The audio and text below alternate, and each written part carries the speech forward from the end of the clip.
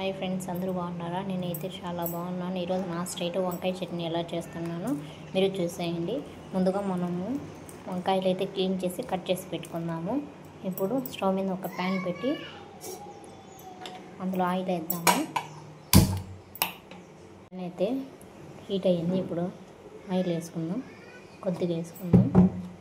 Oil heat ఎక్కాక మనం cut చేసి పెట్టుకున్న వంకాయ ముక్కలు అయితే వేసేద్దాం. ఫ్రెండ్స్, ఆయిల్ అయితే హీట్ ఎక్కిపోయింది. ఇప్పుడు మనం కట్ చేసి పెట్టుకున్న వంకాయ ముక్కలు అయితే వేసేద్దాం.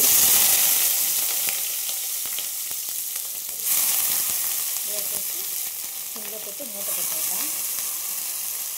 స్టవ్ మీద ఇంకో ప్యాన్ పెట్టుకొని అందులో కొద్దిగా ఆయిల్ అయితే వేసేసుకుందాం. ఆయిల్ హీట్ ఎక్కాక అయితే హీట్ ఎక్కిపోయింది. ఇప్పుడు మినపప్పు కొద్దిగా, శనగపప్పు కొంచెం, జీలకర్ర కొంచెం, 4 వెల్లుల్లిపాయలు అయితే వేసేస్తున్నాను. అవి ఫ్రై కావాలి, మాడిపోకుండా ఇలా కలబెడుతూ ఉండాలి. చూడండి, ఇప్పుడు ఫ్రై అయినాయి. ఇప్పుడైతే గట్టు మిర్చి అయితే వేసేస్తున్నాను.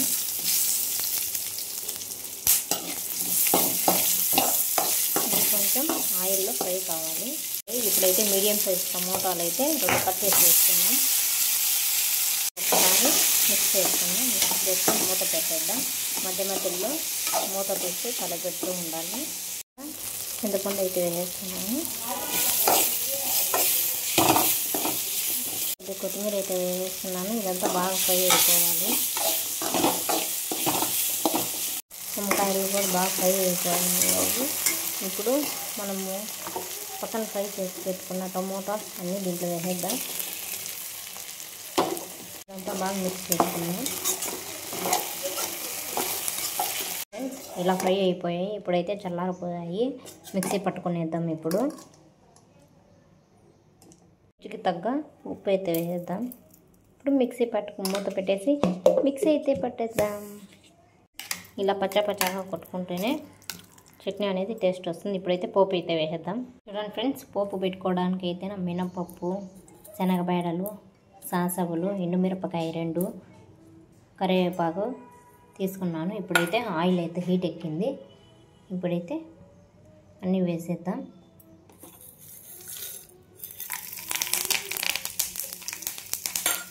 పోపు అయితే రెడీ అయిపోయింది. ఇప్పుడైతే పోపు అయితే వేసేద్దాం. ఈ వంకాయ చట్నీ అయితే రెడీ అయిపోయింది. వేడి వైట్ రైస్ లేక అయితే చాలా బాగుంటుంది ఫ్రెండ్స్. మీరు కూడా ట్రై చేయండి. కొత్తగా చూసే వాళ్ళు ఎవరైనా ఉంటే సబ్స్క్రైబ్ చేయండి, లైక్ చేయండి, షేర్ చేయండి. Okay, bye friends.